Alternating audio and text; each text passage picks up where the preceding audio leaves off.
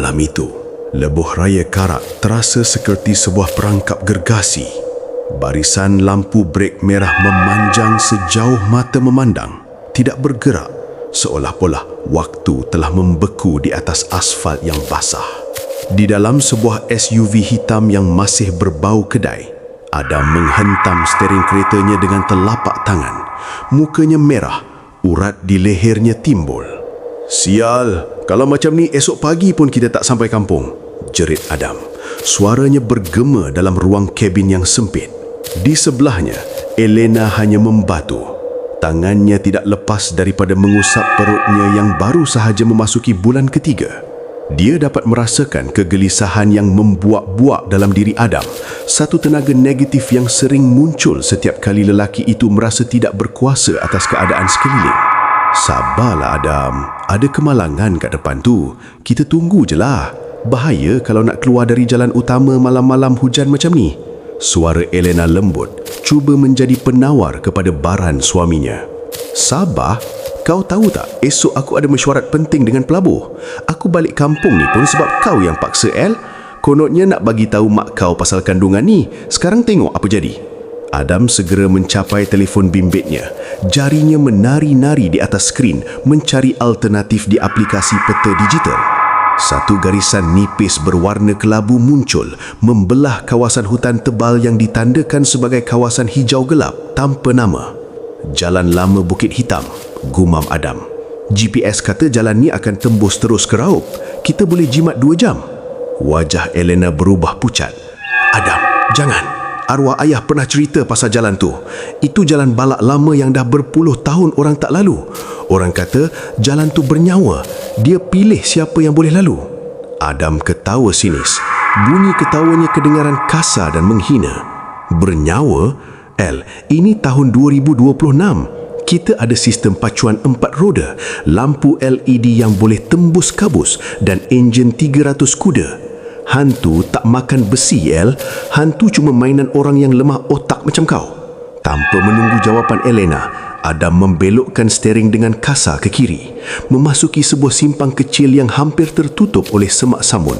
Sebaik sahaja tayar SUV itu meninggalkan jalan tar lebuh raya yang licin, bunyi tayar yang memijak batu kerikil dan tanah merah mula didengari. Kruk, kruk, kruk. Sesuatu yang aneh berlaku. Sebaik sahaja mereka melewati papan tanda besi yang sudah bengkok dan berkarat bertulis "Jalan Persendirian, Dilarang Masuk", suasana menjadi sunyi yang memekakkan telinga. Hujan yang tadi menggila seolah-olah dipisahkan oleh satu dinding halimunan. Kabus mula muncul. Dia bukan kabus biasa yang putih dan nipis, tetapi kabus yang berwarna kelabu gelap dan berbau seperti tanah kubur yang baru digali. Kabus itu merayap naik dari celah-celah pokok besar yang dahan-dahannya meliuk-liuk seperti tangan gergasi yang cuba menggapai kereta mereka. "Adam, kenapa sejuk sangat ni?" Elena merapatkan jaketnya. Dia menghidupkan pemanas suhu dalam kereta, tetapi udara yang keluar dari corong pendingin hawa terasa seperti angin kutub yang menggigit bulang. Adam tidak menjawab. Matanya dikecilkan, cuba menembusi kabus di hadapan. Lampu LED keretanya yang berkuasa tinggi seolah-olah dimakan oleh kegelapan. Cahaya itu hanya mampu menyuluh jarak 2 meter ke depan. Tiba-tiba, radio kereta yang tadi memainkan lagu pop dari Spotify mula mengeluarkan bunyi statik yang kuat. Shh, shh, shh. Adam cuba mematikan radio, tetapi butangnya tidak berfungsi. Bunyi statik itu semakin kuat dan di celah-celah bunyi bising itu muncul satu suara garau yang pecah-pecah. "Pergi, balik, jangan. Kami lapar." "Apa benda ni?" Adam merentak punat radio itu sehingga tercabut, tetapi suara itu tetap kedengaran. Kali ini bukan dari pembesar suara, tetapi seolah-olah berbisik terus ke telinga mereka dari tempat duduk belakang. Adam menekan brek secara mengejut. Bunyi tayar terseret di atas tanah merah. "Apa tu?" jerit Elena sambil menunjuk ke arah cermin sisi. Di sebalik kabus, berdiri satu figura manusia yang sangat tinggi dan kurus. Makhluk itu memakai baju kemeja yang sudah koyak rabak, fashion tahun 70-an. Kepalanya sengit ke tepi dan tangannya yang panjang hingga ke lutut memegang sebuah lampu picit besi yang sudah berkarat. Makhluk itu tidak bergerak, hanya berdiri di pinggir hutan, memerhatikan mereka dengan lubang mata yang kosong. "Orang gila kot," suara Adam menggegah walaupun dia cuba berlagak berani. "Jangan keluar, Adam. Tolong, jangan keluar." Elena memegang lengan Adam. Tetapi ego Adam lebih besar daripada ketakutannya. Dia mahu membuktikan kepada Elena bahawa segala-galanya boleh dijelaskan secara logik. Adam mencapai lampu suluh di laci kereta dan membuka pintu. Adam melangkah keluar. Tanah di bawah kakinya terasa lembik seperti memijak daging manusia. Dia menghalakan lampu suluhnya ke arah figura tadi. "Hoi, encik, kami tersesat ni," jerit Adam. Figura itu tidak menyahut. Sebaliknya, ia mula melakukan sesuatu yang membuatkan jantung Adam hampir terhenti. Makhluk itu mula membuka mulutnya. Luas, terlalu luas untuk seorang manusia. Dan dari dalam mulut itu, keluar beratus-ratus ekor ulat putih yang jatuh ke tanah, bercahaya sedikit dalam kegelapan. Makhluk itu mengangkat tangan panjangnya menunjuk ke arah depan, ke arah sebuah jambatan kayu lama yang hampir roboh di tengah-tengah kabus. Jalan ini tidak menerima mereka yang berbohong. Suara itu bergema dalam kepala Adam. Adam segera berpatah balik ke dalam kereta dan menghempas pintu. Dia menghidupkan enjin, tetapi enjin itu hanya mengeluarkan bunyi caging yang lemah. "Hiduplah, sial, hiduplah!" Adam jerit sekuat hati. Pada saat enjin itu akhirnya bermenderu, "Hidup!" Elena jerit histeria. Dia menunjuk ke arah cermin pandang belakang. Di tempat duduk belakang yang tadi kosong, kini terdapat kesan basah berbentuk badan manusia yang sedang duduk. Dan di atas tempat duduk itu, terdapat sekeping nota lama yang kekuningan, tertulis dengan darah yang masih segar. "Selamat datang ke tahun 1972. Bayaran tol anda adalah nyawa." Adam memacu keretanya dengan gila, meredah jambatan kayu itu tanpa menoleh ke belakang. Dia tidak sedar bahawa sebaik sahaja mereka melintasi jambatan itu, jalan di belakang mereka hilang ditelan kabus dan jam digital di papan pemancuh mula berputar ke belakang dengan pantas. SUV hitam itu melonjak kuat sebaik sahaja melepasi jambatan. Adam tidak melepaskan pedal minyak. Dia mahu menjauh sejauh mungkin daripada figura ulat tadi. Namun, selepas beberapa minit memacu kencang, lampu hadapan LED keretanya mula berkelip-kelip, semakin malap, sehingga akhirnya ia hanya mengeluarkan cahaya kuning yang suram, seiras dengan lampu jalan zaman dahulu. "Adam, perlahanlah, kau nak kita terjun gaung ke?" Elena menjerit sambil memegang perutnya yang mula terasa senak. Adam menekan brek secara drastik. Kereta itu terhenti di tengah-tengah sebuah kawasan lapang yang dikelilingi oleh pokok-pokok getah yang tua dan tidak lagi ditoreh. Kabus yang tadinya kelabu kini bertukar menjadi hitam pekat, membawa zarah-zarah halus yang berterbangan di udara. "Ini bukan kabus, El." Adam menyentuh cermin hadapan. "Ini abu." Di hadapan mereka, sayup-sayup kelihatan cahaya malap daripada pelita minyak tanah yang digantung di beranda rumah-rumah kayu. Terdapat sekitar 10 buah rumah, semuanya dalam seni bina lama tahun 70-an, tersusun dalam satu bulatan. Anehnya, rumah-rumah itu kelihatan seperti baru sahaja hangus dijilat api. Dinding kayunya hitam legam, bumbung zingnya meliuk jatuh, tetapi pelita-pelita itu tetap menyala dengan api yang berwarna biru kehijauan. "Kampung Bukit Hitam," bisik Elena. Suaranya hampir tidak keluar. "Adam, ini kampung yang ayah cerita tu. Kampung yang terbakar dalam sejarah. Semua orang mati di dalam rumah masing-masing sebab pintu dikunci dari luar." Adam memandang jam digital di papan pemuka. Ia bukan lagi menunjukkan 2026. Nombor itu berpusing liar sebelum terhenti pada tarikh 13 Mei 1972. Pintu-pintu rumah hangus itu terbuka. Dari dalamnya keluar figura-figura manusia. Mereka tidak kelihatan seperti hantu dalam filem. Mereka kelihatan seperti manusia yang hangus terbakar sepenuhnya. Kulit mereka hitam berkilat seperti arang, dan setiap kali mereka bergerak, serpihan kulit yang terbakar jatuh ke tanah. Mereka tidak menjerit. Mereka hanya berdiri kaku di bawah cahaya pelita minyak tanah memandang tepat ke arah SUV Adam. "Kita kena pusing balik, Adam, sekarang!" Elena mula menangis histeria. Adam cuba memasukkan gear undur, tetapi tuas gear itu terasa seperti terlekat pada gam yang kuat. Apabila dia memandang ke bawah, dia melihat satu pemandangan yang memualkan. Dari celah-celah lubang pendingin hawa dan celah pintu, keluar rambut hitam yang panjang dan basah, mula melilit kaki Adam dan tuas gear. "Jangan sentuh aku!" Adam merentap rambut itu, tetapi ia semakin kuat menjalar. Tiba-tiba, seorang wanita muncul di tepi tingkap pemandu. Dia tidak hangus. Dia memakai baju kurung kedah yang bersih, rambutnya disanggul rapi. Wajahnya cantik, tetapi matanya hanya ada lubang hitam yang dalam. Dia mengetuk cermin tingkap dengan kuku yang sangat panjang. Tuk, tuk, tuk. "Encik cari jalan keluar." Suara wanita itu terdengar sangat jelas di dalam kabin, walaupun tingkap ditutup rapat. Jalan keluar di sini mahal harganya. Orang kampung mahu ganti nyawa yang hangus. Mereka lapar. Mereka mahu daging yang belum disentuh api. "Pergi, pergi kau syaitan!" Adam mencapai telefon bimbitnya untuk menghidupkan lampu suluh. Tetapi skrin telefon itu hanya menunjukkan imej kamera belakang kereta mereka. Di dalam skrin itu, Adam dapat melihat dengan jelas seorang kanak-kanak lelaki yang hangus sedang duduk di antara dia dan Elena. Kanak-kanak itu sedang memegang hujung baju kurung Elena dan perlahan-lahan dia mengangkat kepalanya yang tidak berwajah itu ke arah kamera.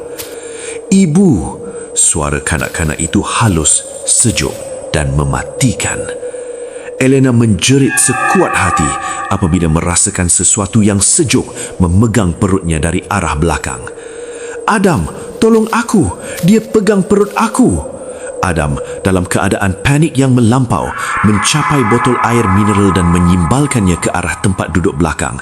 Tetapi air itu serta-merta bertukar menjadi darah pekat serta menyentuh udara. "Keluar! Kita kena keluar dari kereta ni!"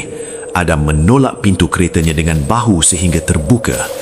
Mereka terjun keluar di atas tanah yang panas dan berbau hangus. SUV yang mereka sayangi itu tiba-tiba mula berasap dan dalam sekelip mata ia bertukar menjadi besi buruk yang berkarat seolah-olah sudah ditinggalkan selama 50 tahun di situ. Segala kemewahan dan teknologi mereka lenyap digantikan dengan realiti tahun 72 yang kejam. Wanita berbaju kurung tadi melayang mendekati mereka. Dia tersenyum, mendelakan barisan gigi yang semuanya telah dicabut. "Selamat datang ke majlis makan malam tetamu baru. Jangan risau, api ini tidak sakit kalau kamu sudah tidak mempunyai jiwa." Di sekeliling mereka, figura arang tadi mula merangkak, membentuk satu bulatan yang semakin mengecil. Adam memegang erat tangan Elena, tetapi dia perasan sesuatu yang mengerikan. Tangan Elena yang dia pegang perlahan-lahan mula terasa kasar, kering dan panas. Apabila dia menoleh, dia melihat kulit Elena mula merekah dan mengeluarkan asap. "Adam, kenapa kau buat aku lalu jalan ni?" Elena memandang Adam dengan mata yang mula mencair. "Kau lebih sayangkan mesyuarat kamu daripada nyawa aku, kan?" Suara Elena bertukar menjadi suara berpuluh-puluh orang yang menjerit kesakitan dalam kebakaran. Adam melepaskan tangan Elena dari ketakutan dan pada saat itu, Elena ditarik masuk ke dalam kegelapan salah sebuah rumah hangus oleh tangan-tangan hitam yang tidak terkira banyaknya. "Elena!" Jeritan Adam hanya dibalas dengan bunyi pintu rumah yang terhempas kuat. Di hadapannya, wanita berbaju kurung itu ketawa kecil. Satu sudah masuk, sekarang giliran si pembohong. Adam berdiri kaku di tengah-tengah dataran abu itu. Nafasnya pendek dan berbau belerang.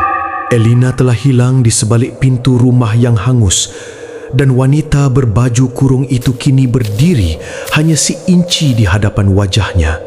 Bau wangian melati yang kuat menusuk hidung Adam. Namun, di sebaliknya ada bau hanyir yang memualkan. Kau mahu isteri kau kembali? Wanita itu berbisik. Lidahnya yang panjang dan hitam menjilat bibirnya yang pucat.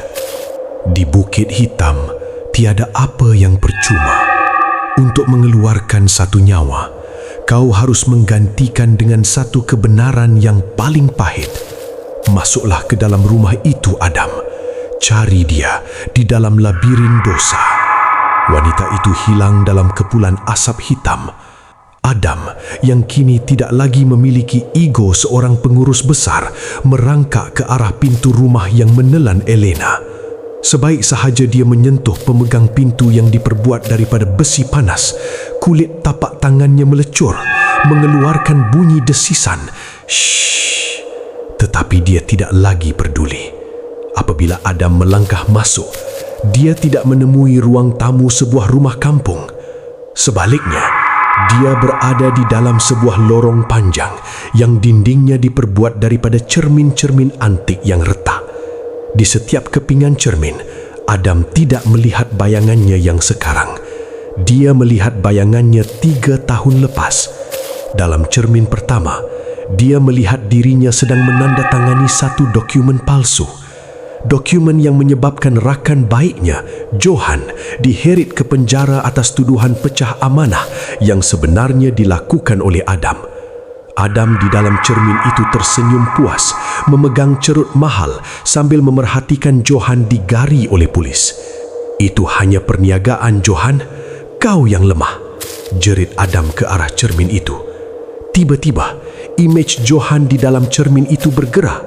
Wajahnya mula berubah menjadi biru, lidahnya terjelir keluar seolah-olah sedang digantung. Tangan Johan menembusi kaca cermin yang tajam, mencengkam kolar baju Adam. Kau bunuh aku, Adam. Aku gantung diri dalam sel sebab kau. Suara Johan bergema dari sebalik kaca. Adam merentap dirinya sehingga terlepas dan berlari ke depan. Namun cermin-cermin itu seolah-olah mengejarnya. Di cermin seterusnya, dia melihat Elena. Bukan Elena yang hamil, tetapi Elena yang sedang menangis sendirian di bilik tidur mereka setahun yang lalu, memegang sekeping kertas ujian kehamilan yang negatif. Adam di dalam cermin itu sedang menjerit ke arah Elena, memanggil dia wanita mandul dan beban hidup. Kau tak pernah cintakan dia, Adam. Satu suara halus muncul dari siling.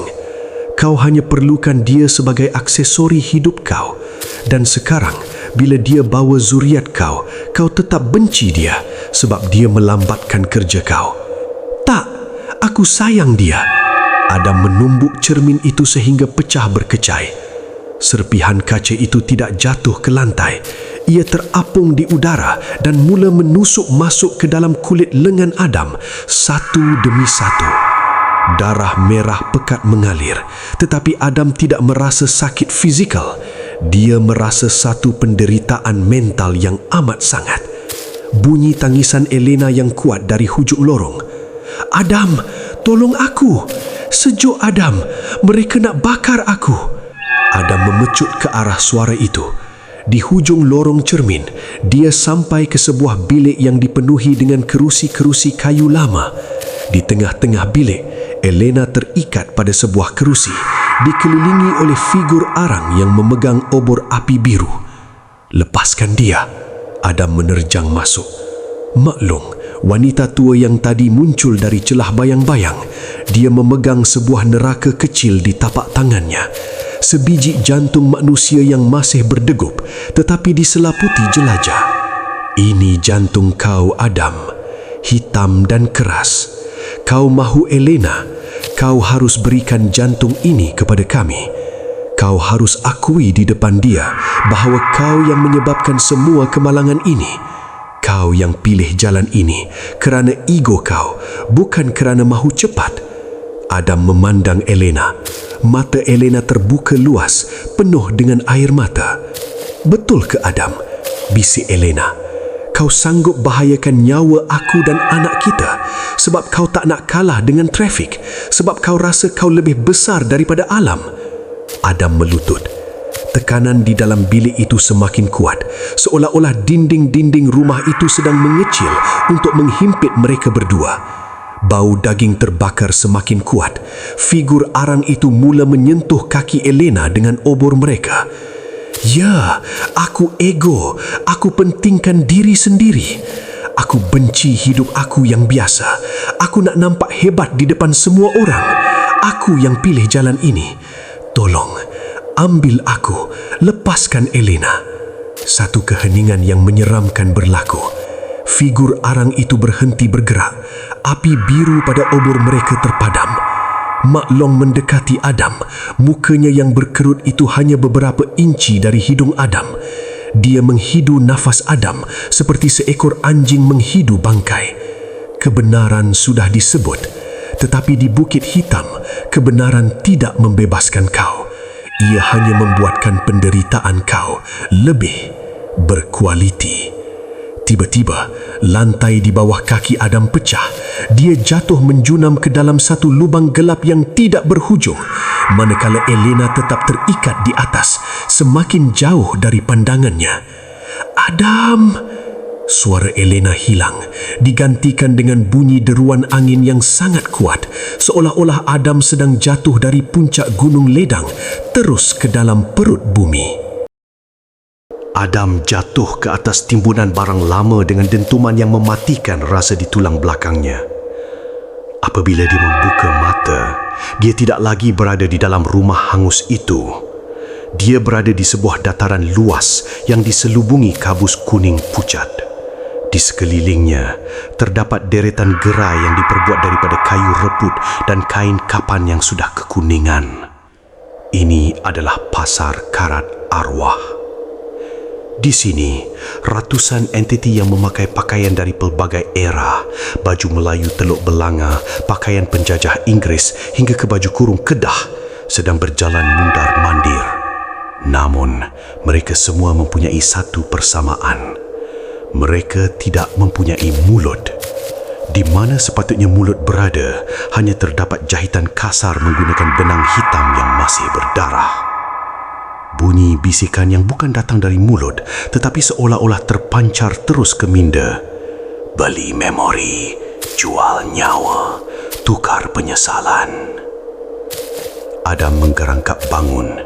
Di atas meja-meja jualan, bukan sayur atau ikan yang dijual.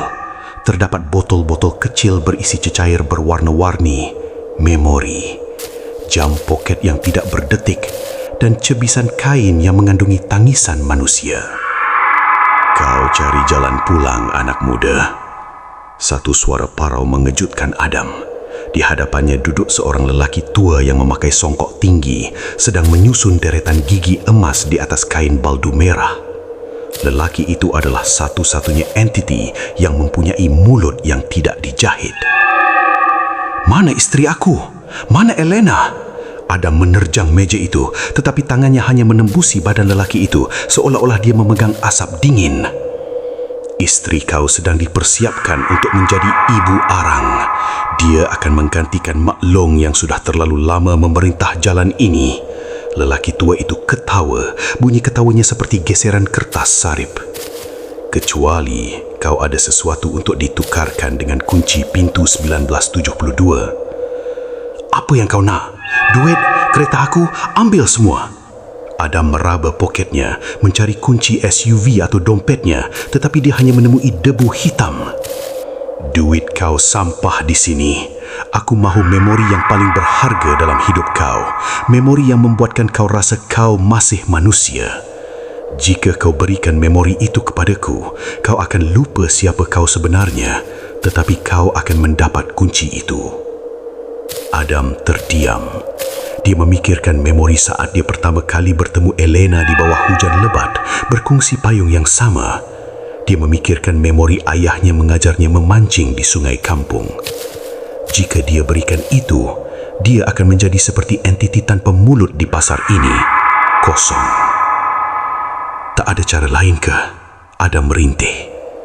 Lelaki tua itu menunjuk ke arah sebuah gerai di hujung pasar yang dikawal oleh dua lembaga besar berpakaian pahlawan tanpa kepala. Di sana ada botol memori 13 Mei. Di dalamnya ada rahsia bagaimana api Bukit Hitam bermula. Jika kau boleh pecahkan botol itu, kitaran masa jalan ini akan terhenti sebentar. Tapi ingat, penjaganya bukan daripada golongan yang suka berbincang. Adam tidak mempunyai pilihan. Dia berlari ke arah gerai hujung itu. Sebaik saja dia mendekati, pahlawan-pahlawan itu menghayunkan keris gergasi mereka. Serit, mata keris itu membelah angin tepat di sebelah telinga Adam. Adam menggelonsor di bawah meja gerai. Tangannya mencapai sebuah botol kaca berwarna darah merah yang diletakkan di atas bantal kuning. Botol itu terasa panas, seolah-olah ada api marak di dalamnya. "Pulangkan!" suara gaib menjerit, menyebabkan seluruh pasar itu bergetar. Adam tidak menunggu. Dia berlari semula ke arah lubang tempat dia jatuh tadi. Tetapi kali ini, entiti-entiti tanpa mulut di pasar itu mula mengejarnya. Mereka bergerak secara patah-patah, merangkak di atas tanah dengan kelajuan yang tidak masuk akal. Tangan-tangan pucat mereka cuba mencengkam kaki Adam. "Pecahkan botol tu, Adam! Sekarang!" Suara Elena sayup-sayup terdengar dari langit kabus. Adam mengangkat botol itu hanggi-hanggi. Di dalam botol itu dia melihat imej sebuah rumah kampung yang sedang dikunci dari luar oleh seorang lelaki berpakaian korporat, pembangun jalan raya tahun 72. Dia melihat api mula marak dan mendengar jeritan ratusan nyawa yang terperangkap. "Kebenaran ini harus tamat!" jerit Adam. Bunyi botol kaca pecah yang sangat kuat. Prang! Diikuti dengan bunyi ledakan api yang besar. Api merah dari dalam botol itu meletup keluar, menelan seluruh pasar karat arwah. Adam tidak merasa terbakar. Sebaliknya dia merasa satu tarikan graviti yang sangat kuat menariknya ke atas. Kabus kuning bertukar menjadi putih bersih untuk seketika. Apabila cahaya itu hilang, Adam mendapati dirinya kembali berdiri di hadapan rumah hangus maklong. Tetapi kali ini, rumah itu tidak lagi utuh. Dia sedang runtuh dimakan api yang marak. Di muka pintu, Elena sedang merangkak keluar. Wajahnya dipenuhi jelaga, tetapi dia masih hidup. "Elena!" Adam meluru ke arahnya. Namun di belakang Elena, maklong muncul dari api. Wajahnya yang cantik tadi sudah hancur, mendedahkan tengkorak yang membara. Dia mencengkam rambut Elena, menariknya kembali ke dalam api yang marak. "Kau fikir kau boleh menamatkan sumpahan ini dengan hanya memecahkan botol itu?" Maklong mengilai. "Darah harus dibayar darah, Adam.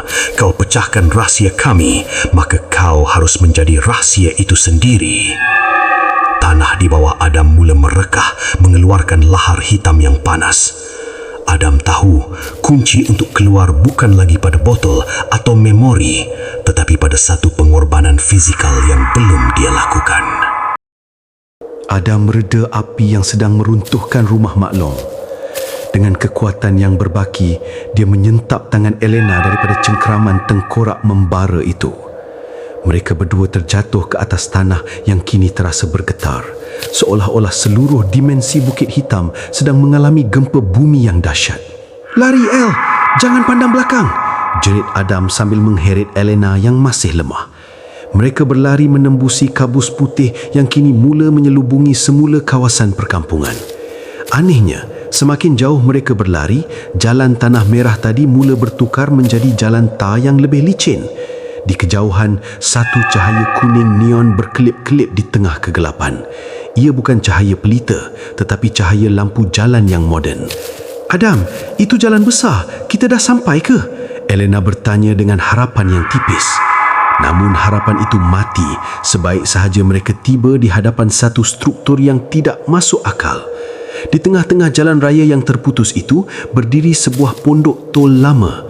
Seni bina pondok itu seperti pondok tol lebuh raya tahun 70-an, tetapi ia diperbuat daripada tulang manusia yang disusun rapi dan disimen dengan lumpur hitam. Palang tolnya adalah sebilah pedang besar yang melintang menghalang laluan. Di dalam pondok itu, seorang lelaki sedang duduk tenang sambil memegang senarai nama yang panjang. Apabila lelaki itu mendongak, jantung Adam seolah-olah berhenti berdegup. Lelaki itu adalah ayahnya, Haji Osman, lelaki yang telah meninggal dunia 5 tahun lepas akibat serangan jantung yang juga berpunca daripada pertengkaran hebat dengan Adam tentang harta. Bunyi kipas shilling lama yang berputar perlahan di dalam pondok tol. Kid, hot, kid, hot. Bunyi helaian kertas yang diselak. Serit, serit. "Ayah?" Suara Adam bergetar. Haji Osman tidak tersenyum. Matanya redup, tetapi di sebaliknya ada kekecewaan yang sangat dalam. Ia memandang Adam seolah-olah Adam adalah seorang pesalah di kandang tertuduh. "Kau sampai juga ke sini, Adam. Ayah dah lama tunggu kau di kaunter bayaran terakhir ni," kata Haji Osman. Suaranya bergema seolah-olah datang dari bawah tanah. "Ayah, tolong kami. Elena mengandung, ayah. Biarkan kami lepas," rayu Adam sambil melutut di depan pondok tulang itu. Bukit Hitam bukan tempat untuk belas kasihan, Adam. Ia adalah tempat untuk keadilan. Kau ingat tak apa kau buat pada ayah sebelum ayah mati? Kau halau ayah dari rumah sebab kau nak jual tanah pusaka tu untuk bayar hutang judi syarikat kau. Kau biarkan ayah mati dalam keadaan hati yang hancur. Adam menunduk. Segala dosanya di dunia nyata kini menjadi tembok yang menghalangnya pulang. "Aku minta maaf, ayah. Aku khilaf." Maaf tidak laku di tol ini. Di sini bayarannya adalah ketetapan. Sempadan 2026 ada di belakang pondok ini. Kau boleh nampak lampu jalan lebuh raya dari sini. Tapi untuk palang ini diangkat, satu nyawa harus didaftarkan sebagai penunggu tetap. Seorang pergi, seorang tinggal. Bunyi guruh yang meletup di langit hitam. Palang pedang itu mula bergetar, mengeluarkan bunyi berdenging, nging yang menyakitkan telinga. Elena memegang tangan Adam. "Adam, aku tak nak tinggal sini. Tolong, Adam." Adam memandang wajah Elena, kemudian memandang wajah ayahnya yang kaku. Ia melihat ke arah palang pedang itu. Di seberang sana, ia melihat samar-samar kereta SUV miliknya yang kembali nampak baru tersadai di bahu jalan lebuh raya yang sebenarnya. Kehidupan mewahnya, mesyuaratnya, egonya, semuanya ada di sana. "Ayah, tak boleh ke aku bayar dengan cara lain?" "Kau boleh gantikan tempat aku, Adam. Aku dah 5 tahun menjaga tol ini. Aku penat. Jika kau tinggal, Elena dan anak dalam perutnya boleh lalu. Dia akan pulang ke 2026 dan kau akan duduk di pondok ini sehingga ada orang lain dari keturunan kita yang melakukan dosa yang sama dan sampai ke sini." Adam memandang tangannya yang mula mereput, kesan daripada pasar karat arwah tadi. Ia tahu jika ia pulang pun, ia mungkin sudah tidak sama. Tetapi ketakutannya terhadap kematian dan azab di Bukit Hitam lebih besar daripada cintanya. "El, kau kuat kan?" bisik Adam secara tiba-tiba. Wajah Elena berubah. "Adam, apa kau nak buat?" Aku tak boleh tinggal sini, El. Aku ada banyak lagi urusan kat luar tu. Kau faham kan? Kalau kau tinggal, kau akan jadi ibu arang.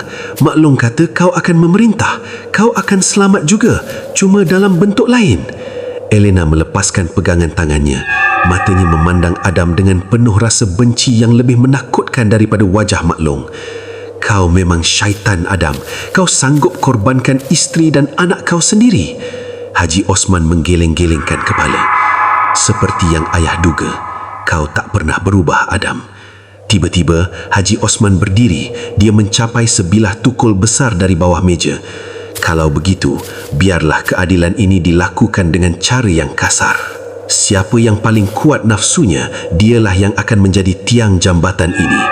Haji Osman menghayunkan tukulnya ke arah kermin pondok sehingga pecah berkecayan. Serpihan kaca pondok itu terbang ke arah Adam, mengiris mukanya. Pada saat itu, Mak Long dan figura arang yang tadi mengejar muncul semula dari kabus mengelilingi mereka. Adam terperangkap antara dendam ayahnya, kebencian isterinya dan sumpahan Mak Long. Ia harus membuat pilihan dalam masa 10 saat sebelum palang pedang itu jatuh dan memancung sesiapa yang berada di bawahnya. "Pilih, Adam, pilih!" Suara ramai-ramai entiti itu bergema. Adam menutup matanya dan menjerit. Dia mencapai tangan seseorang dan menariknya sekuat hati ke arah palang yang sedang jatuh. Adam berlari melepasi palang tol itu tepat pada saat ia terhempas ke bumi. Dia merasakan satu tarikan yang sangat kuat pada tangannya.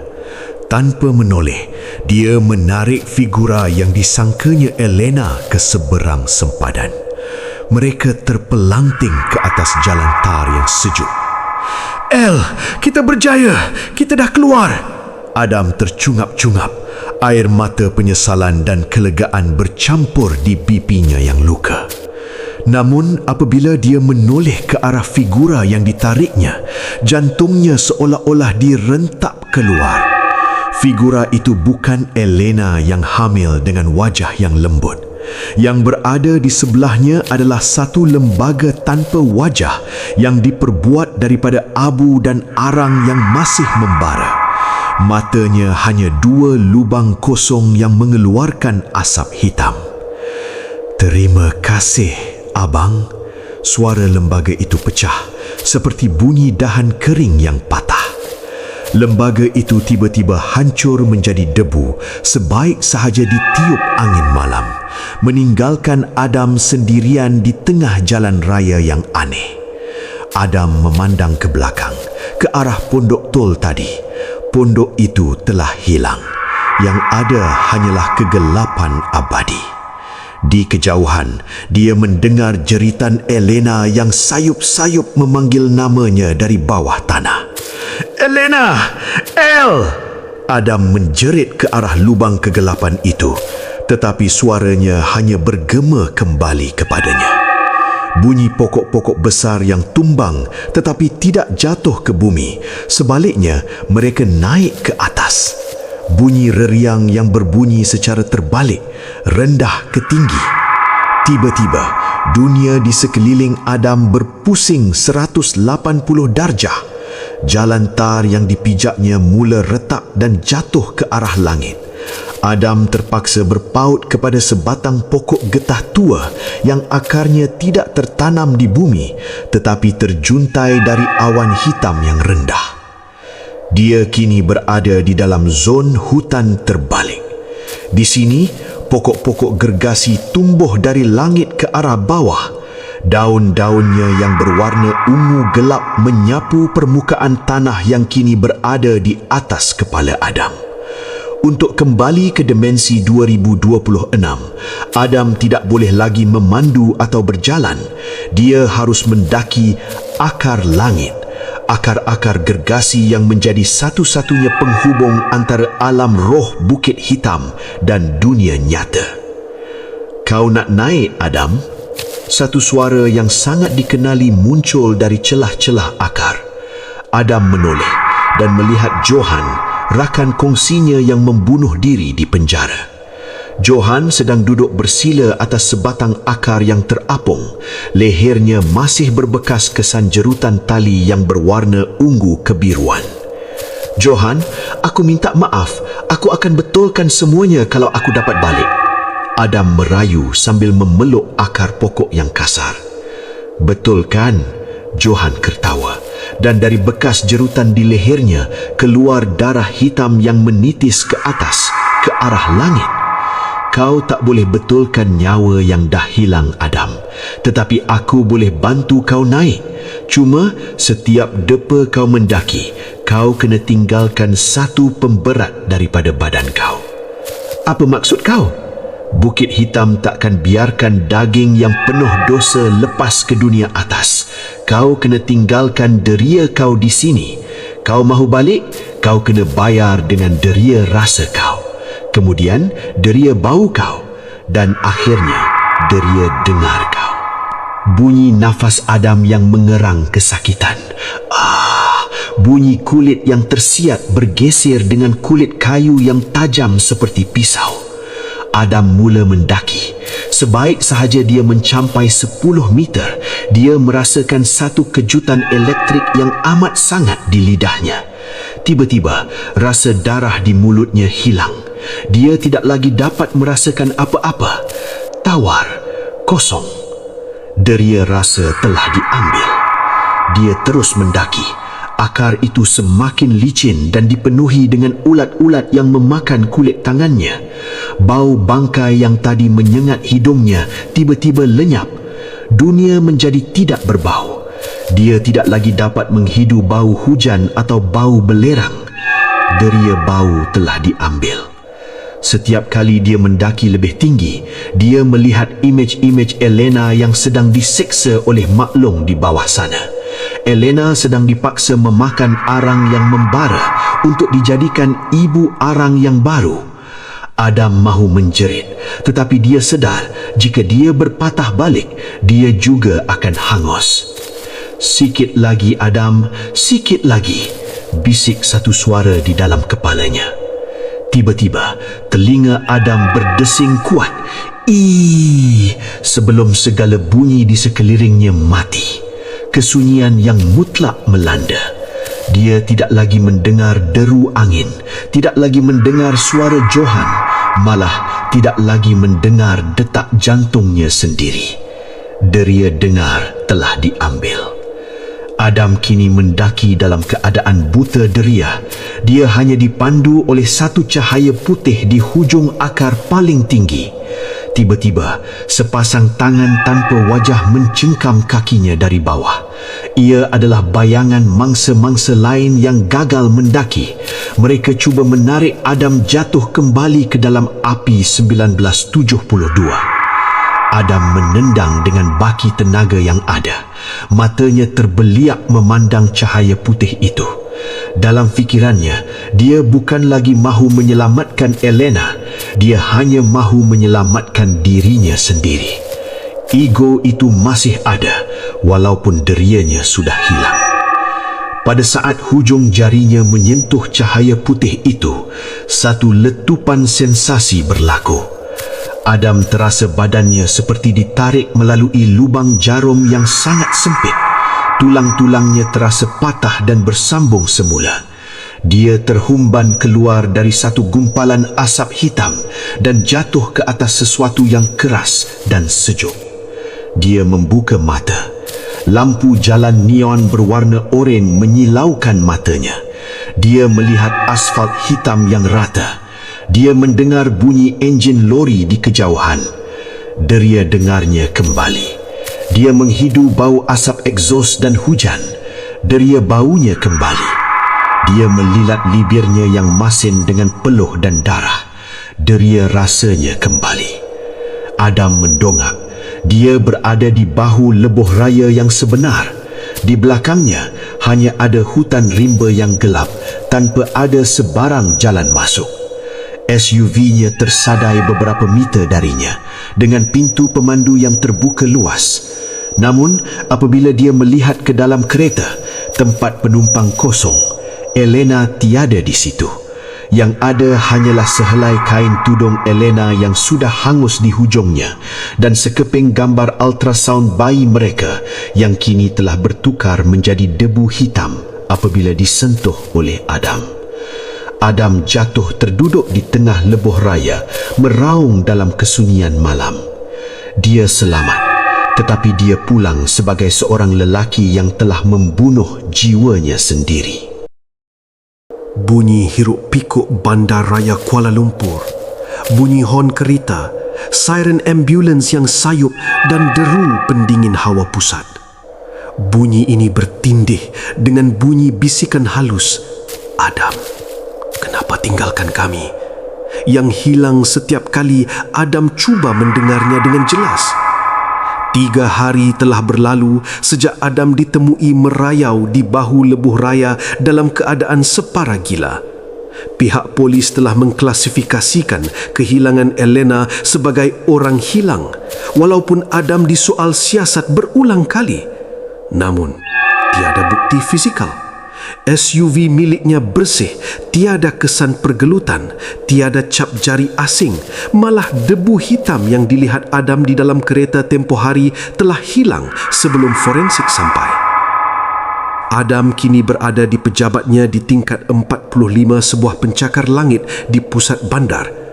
Di hadapannya, satu hamparan kontrak bernilai jutaan ringgit menanti untuk ditandatangani. Inilah yang dia mahukan selama ini. Inilah sebab dia mengambil jalan pintas itu. Namun, tangannya menggekilar. Bunyi kipas komputer yang berpusar laju. Bunyi titisan air yang jatuh ke atas meja kayu. Tik, tik, tik. Adam melihat setitik cecair hitam jatuh ke atas kertas kontrak putih itu. Dia mendongak ke siling, tetapi tiada kebocoran. Apabila dia memandang semula ke kertas itu, cecair itu mula merebak membentuk satu perkataan yang kasar. Penakut. Siapa tu? Adam berdiri menolak kerusi eksekutifnya sehingga terbalik. Tiada jawapan. Hanya pantulan dirinya di dinding kaca pejabat yang besar. Namun, dalam pantulan itu, Adam tidak melihat pemandangan KLCC di belakangnya. Di dalam cermin itu, pejabatnya dipenuhi dengan kabus gelawi dan di sudut bilik, seorang wanita berbaju kurung hangus sedang berdiri membelakanginya. Elena, bisik Adam. Figura dalam cermin itu menoleh perlahan-lahan. Wajahnya bukan lagi wajah Elena yang cantik. Separuh wajahnya telah cair, mendedahkan rahang yang membara. Dia memegang sebuah bungkusan kecil yang dibalut kain kapan yang lencun dengan darah hitam. Anak kita lapar, Adam. Suara itu keluar dari pembesar suara komputer Adam, pecah dan mendatar. Dia nak rasa darah ayah dia. Adam berlari keluar dari pejabatnya, mengabaikan pandangan pelik setiausahanya. Dia masuk ke dalam lift. Bunyi lift berdenting. Ting, pintu lift tertutup. Sebaik sahaja lift mula turun, lampu di dalamnya berkelip-kelip. Skrin digital yang menunjukkan tingkat bertukar 44, 43, 30, 15 dan tiba-tiba ia terhenti pada nombor 1972. Pintu lift terbuka. Di hadapannya bukan lobi bangunan, tetapi satu lorong panjang yang gelap yang dindingnya diperbuat dari arang. Bau belerang yang sangat kuat menyerang deria baunya yang baru sahaja kembali. Di tengah lorong, telefon bimbit Adam berdering. Skrin menunjukkan panggilan daripada ayah mati. Adam menjawab dengan tangan yang menggeletar. Ayah, tolong hentikan semua ni. Kau dah pilih untuk keluar, Adam. Tapi kau lupa, kau bawa tanah Bukit Hitam dalam kuku kau, dalam darah kau. Kau takkan pernah lepas selagi kau tak pulangkan apa yang kau curi. Aku tak curi apa-apa. Kau curi masa depan Elena. Kau curi nyawa anak kau sendiri untuk selamatkan nyawa kau yang busuk itu. Tiba-tiba, beribu-ribu panggilan masuk serentak ke telefon Adam. Bunyi deringan itu memenuhi ruang lift yang sempit, menjadi satu simfoni jeritan yang menyakitkan telinga. Adam mencampak telefonnya ke lantai dan memijaknya sehingga hancur. Tetapi bunyi jeritan itu kini keluar dari celah-celah dinding lift. Adam merangkak keluar dari lift, mencari jalan keluar, tetapi dia tersungkur di atas lantai yang terasa lembik. Apabila dia melihat ke bawah, lantai pejabatnya telah bertukar menjadi hamparan ulat buti yang bercahaya, sama seperti yang keluar dari mulut makhluk di bab 1. Ulat-ulat itu mula merayap naik ke kaki seluar mahal Adam, masuk ke dalam kulitnya. Pergi, pergi! Adam menampar-nampar kakinya, tetapi ulat itu masuk ke dalam urat sarafnya. Dia dapat melihat ulat-ulat itu bergerak di bawah kulit lengannya menuju ke arah jantungnya. Dia sampai ke bilik air dan membasuh mukanya dengan air yang banyak. Apabila dia mendongak ke siling, dia melihat Elena sedang berdiri di belakangnya memegang sebilah parang berkarat, parang yang sama yang Adam gunakan untuk menolaknya di pondok tol gaib. Cermin bilik air itu pecah berkaca-kaca. Air dari paip bertukar menjadi lumpur hitam yang pekat membanjiri seluruh bilik air tersebut. Adam terasa lemas, paru-parunya dipenuhi dengan selut hitam. Pada saat dia hampir hilang pertimbangan, dia melihat satu imej terakhir. Papan tanda Jalan Lama Bukit Hitam terpacak di tengah-tengah ruang tamu rumah Adam. Bukit Hitam bukan lagi sebuah tempat. Ia telah menjadi satu jangkitan dalam hidup Adam. Dia menyedari bahawa dia tidak pernah benar-benar keluar dari hutan itu. Dunianya yang sekarang hanyalah sebuah simulasi penyiksaan yang dicipta oleh maklong untuk mematahkan kewarasannya sebelum mereka menjemputnya pulang secara fizikal. Bunyi pintu lift terbuka semula. Ting, suasana kembali normal. Adam terlambar di lantai lift lobi, dikerumuni oleh orang ramai yang cemas. Namun, di celah-celah orang ramai itu, Adam melihat Mak Long sedang berdiri di pintu keluar bangunan sambil tersenyum memegang kunci SUV milik Adam. Masa tamat Adam. Suara Mak Long bergema dalam fikirannya. Bunyi siren polis yang memecah keheningan malam berselang-seli dengan bunyi guruh yang mendung. Bunyi tayar kereta lama yang botak bergeser dengan asfalt, skrik dalam keadaan terdesak. Adam kini menjadi buruan. Dunia yang dia bina dengan penuh ego telah runtuh dalam masa kurang dari sejam. Selepas serangan halusinasi di pejabat yang menyebabkan setiausahanya tercedera atau mungkin dibunuh oleh sesuatu yang tidak kelihatan. Adam melarikan diri menggunakan sebuah kereta lama yang dicurinya dari tempat letak kereta bawah tanah. Dia tidak lagi memakai kemeja suit mahal. Bajunya koyak, mukanya dipenuhi ulat yang seolah-olah bersembunyi di bawah lapisan epidermisnya. Setiap kali dia memandang cermin pandang belakang, dia tidak melihat jalan raya Kuala Lumpur.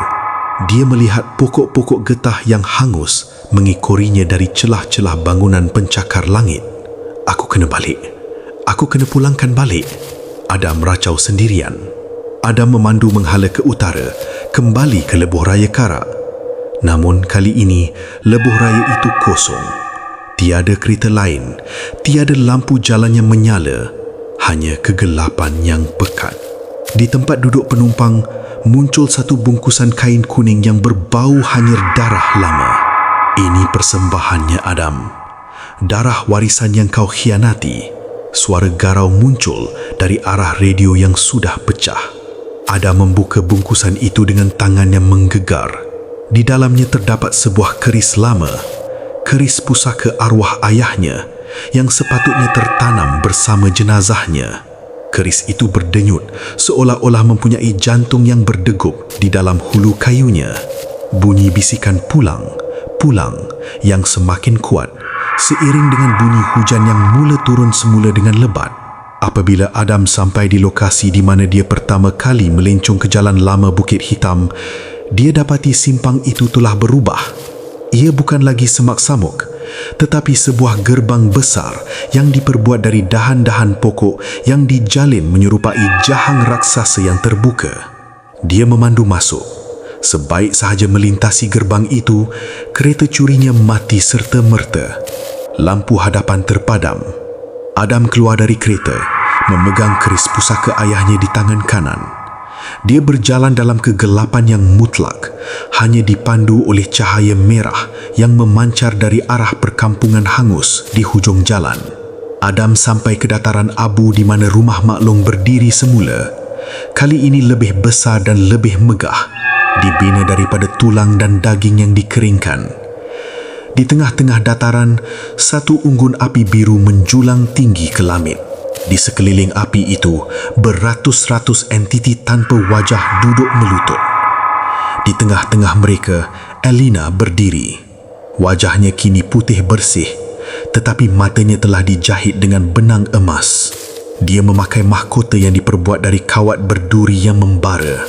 "Kau kembali, si pembohong?" Suara Elina terdengar bergaung, seolah-olah ribuan orang bercakap serentak. "El, aku bawa keris ayah. Aku bawa penyesalan aku." Adam melutut di hadapannya.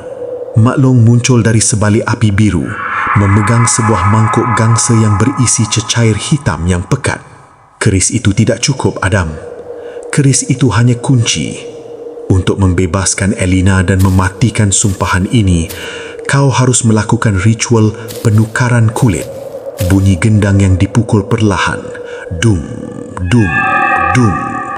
Bunyi intihan entiti arang yang mula merapat. "Apa maksud kau? Kau harus menyiat kulitmu sendiri yang telah menyentuh dunia luar dan menyalupkannya pada tubuh Elina. Biarkan dia hidup dalam kulitmu dan kau akan tinggal di sini dalam bentuk daging yang terdedah selama-lamanya. Itulah harga untuk seorang pengkhianat yang mahu menebus dosa." Adam memandang keris pusaka ayahnya. Mata keris itu berkilat tajam di bawah cahaya api biru. Dia memandang Elina Isterinya yang kini telah menjadi ratu kepada segala penderitaan di Bukit Hitam. Lakukan, Adam, bisik Elina.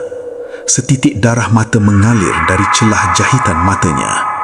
Buktikan yang kau benar-benar sayangkan aku lebih daripada diri kau sendiri. Berikan aku kulit kau. Adam mengangkat keris itu. Hujung keris itu diletakkan di pangkal lehernya. Dia dapat merasakan hawa dingin besi itu membelah kulitnya. Pada masa itu, memori-memori kejayaannya, wangnya dan egonya melintas buat terakhir kali. Aku tak boleh, bisik Adam perlahan. Apa? Maklong jerit, menyebabkan api biru itu meledak setinggi pokok kelapa. Aku tak boleh, sebab aku tahu ini semua tipu. Adam menikam keris itu bukan ke badannya, tetapi ke arah tanah, tepat pada akar besar yang menjalar di bawah kakinya. Satu jeritan yang amat memilukan terdengar dari seluruh hutan. Tanah di bawah mereka mula memuntahkan darah. Adam menyedari satu rahsia besar. Bukit Hitam bukan mahukan kulitnya atau nyawanya. Ia mahukan persetujuan daripadanya untuk kekal di situ secara sukarela. Kau ingat kau bijak? Maklong terjang ke arah Adam dengan kuku yang tajam. Adam menghayunkan keris pusaka ayahnya memancung kepala Maklong. Namun, yang keluar dari leher Maklong bukan darah, tetapi ribuan ulat putih yang memenuhi tubuh Adam. Jika kau tidak mahu menyerah diri, maka kami akan hidup di dalam kau selama-lamanya. Adam jatuh tersungkur. Dia melihat Elina mula mereput di hadapan matanya, bertukar menjadi debu. Perkampungan itu mula hilang, digantikan dengan pemandangan hutan belukar yang biasa. Namun, Adam tidak lagi boleh bergerak. Badannya mula mengeras. Kulitnya bertukar menjadi kulit kayu. Kakinya tenggelam dalam tanah, menjadi akar. Dia sedang berubah menjadi sebahagian dari jalan lama Bukit Hitam. Bunyi nafas Adam yang terakhir sebagai manusia digantikan dengan bunyi desir angin di sela laun.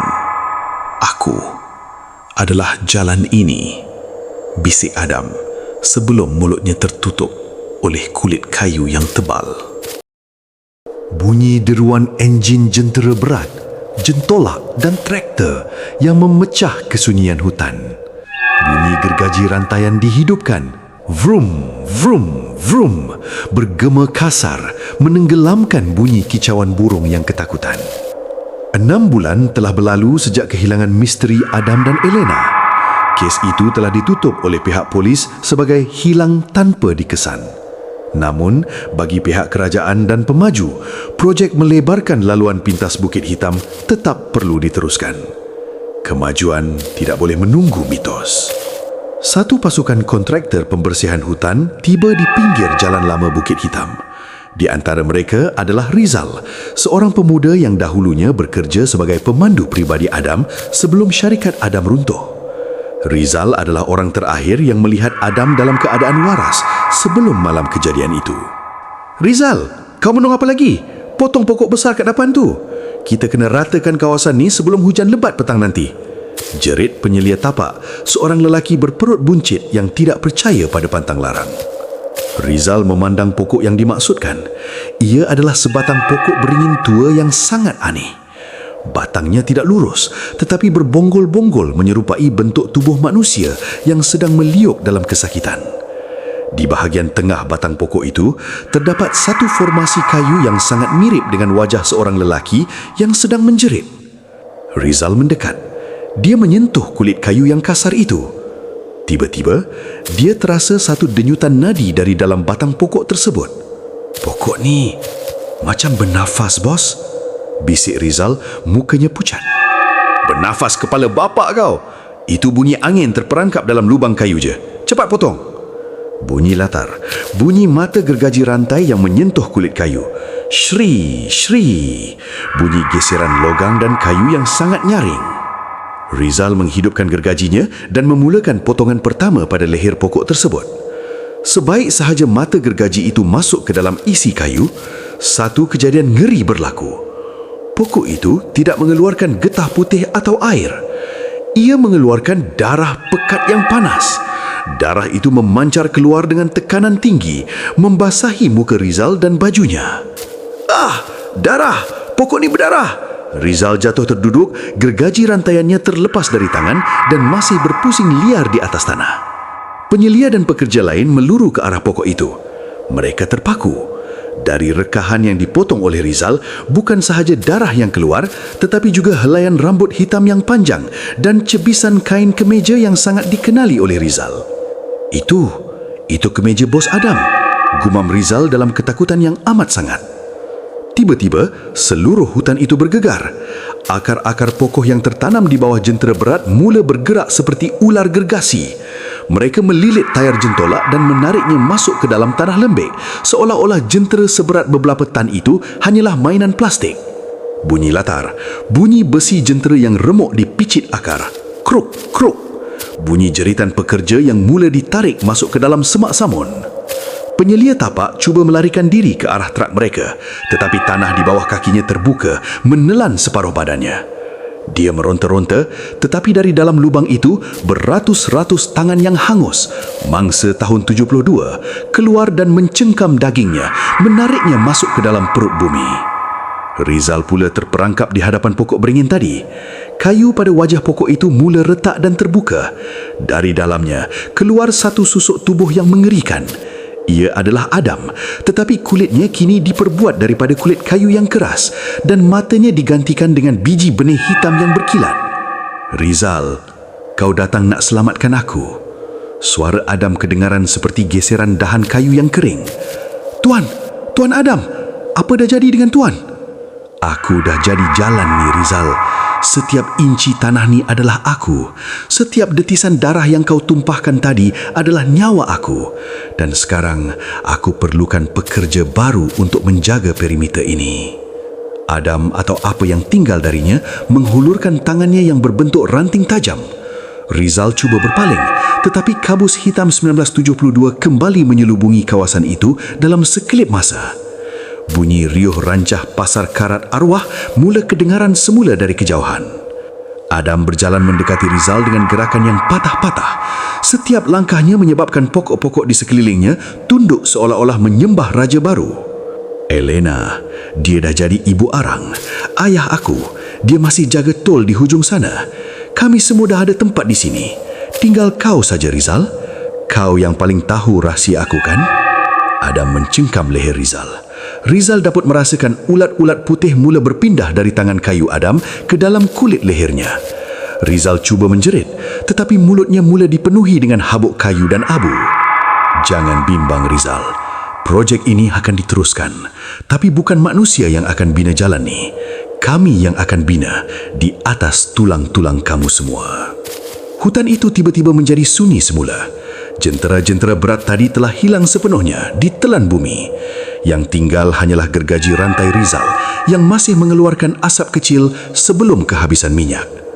Di sebatang pokok baru yang tumbuh dengan pantas di sebelah pokok Adam, terlihat wajah Rizal yang sedang menjerit kaku menjadi tiang baru untuk jalan lama yang tidak pernah siap itu.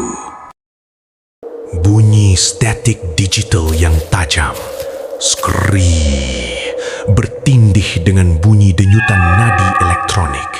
Bunyi papan kekunci ditaip dengan pantas, diikuti dengan deru angin kencang yang kedengaran melalui mikrofon yang sensitif. 10 tahun telah berlalu sejak pasukan kontraktor Rizal hilang tanpa dikesan.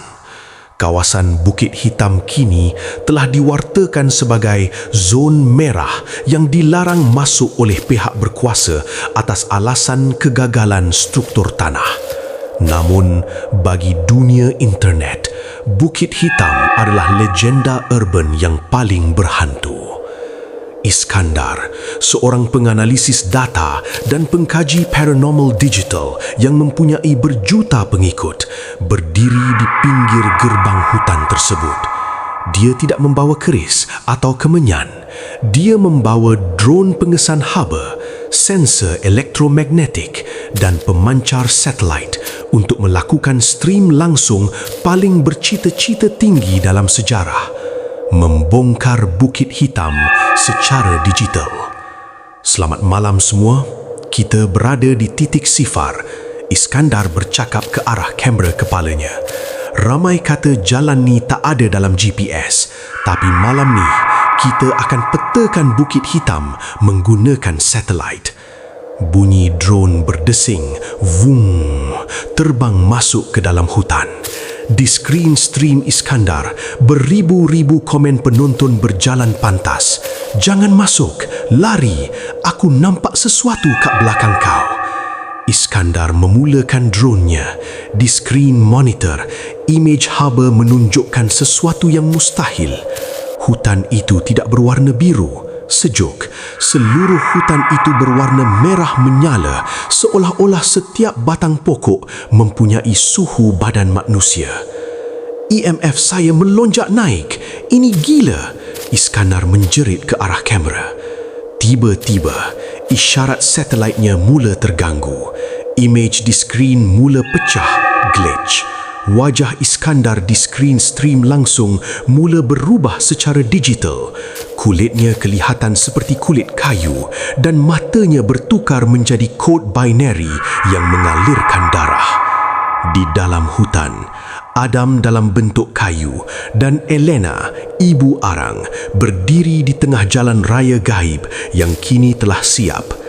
Jalan itu bukan lagi tar, tetapi hamparan tengkorak yang disimen dengan dosa.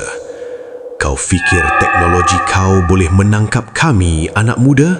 Suara Adam bergema melalui pembesar suara hon kepala Iskandar. Bunyi latar, bunyi jeritan beribu-ribu mangsa yang kini bersatu dalam frekuensi radio. Bunyi kaca skrin telefon pecah serentak di seluruh tempat. Iskandar cuba berpatah balik, tetapi kakinya sudah tidak terasa. Apabila dia melihat ke bawah melalui kamera drone-nya, dia melihat badannya sendiri sedang ditarik oleh akar-akar kayu yang keluar dari dalam skrin tabletnya. Bukit Hitam telah berevolusi. Dia bukan lagi menunggu orang lalu di jalan lama. Melalui stream langsung Iskandar, Bukit Hitam telah menemui jalan pintas baru, rangkaian internet. Di seluruh dunia, berjutaan penonton yang sedang menonton stream langsung Iskandar mula mengalami fenomena neri. Skrin telefon mereka menjadi panas. Abu hitam mula keluar dari lubang pengecas telefon mereka. Bau daging hangus memenuhi bilik tidur dan pejabat mereka. Lihatlah Adam. Elena berdiri di sebelah suaminya yang berbentuk pokok. Kita tidak lagi perlukan hutan ini. Kita ada lebuh raya tanpa sembatas.